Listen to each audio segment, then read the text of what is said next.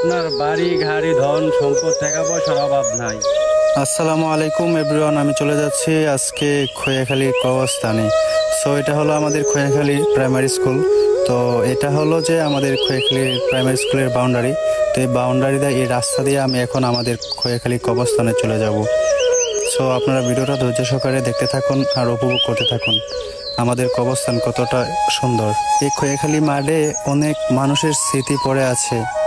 আছে ফুটবল খেলার স্মৃতি, আছে ক্রিকেট খেলার স্মৃতি, আছে স্কুল জীবনের স্মৃতি, স্কুল জীবনের খেলাধুলার স্মৃতি, হাডুডু, কাবাডি, দৌড় খেল, চড়ার লুড়ি, কত সুন্দর ইত্যাদি খেলার স্মৃতি পড়ে আছে।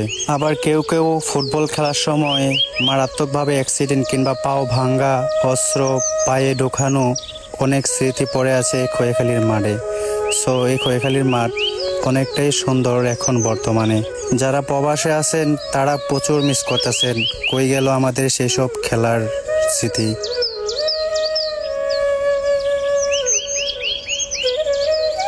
এই কবরস্থানের সামনে ছোট্ট একটা খেলার মাঠ, বলতে বালু দিয়ে ব্রড করা হয়েছে ডেজার দিয়ে।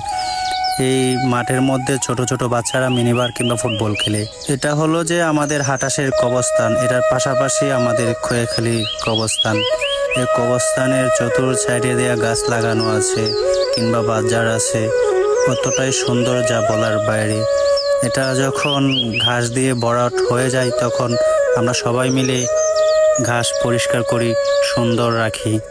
এই কবরস্থানে কত মানুষ বসবাস করতেছে, তাদের নিজ দায়িত্বে নিজ এলাকায় নিজ ঘরে চলে গেছেন।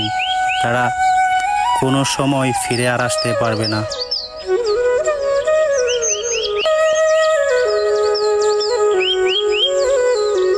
তারা হাজার চেষ্টা করলেও এখান থেকে ফিরে আসতে পারবে না।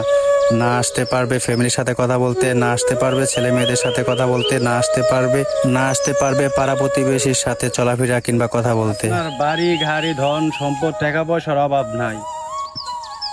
আপনি কয় টাকার মালিক আমি তা জানি না, তবে আমি কয় টাকার মালিক তাও জানি না।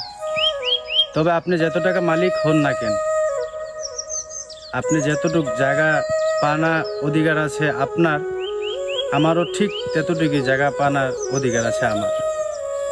আপনি যত কোটি টাকায় আপনার থাকুক না কেন, আপনার যেরকম 3.5 হাত, আমি একটা গরিব মধ্যবিত্ত ছেলে, মধ্যবিত্ত একটা পুরুষ, আমারও জায়গা 3.5 হাত।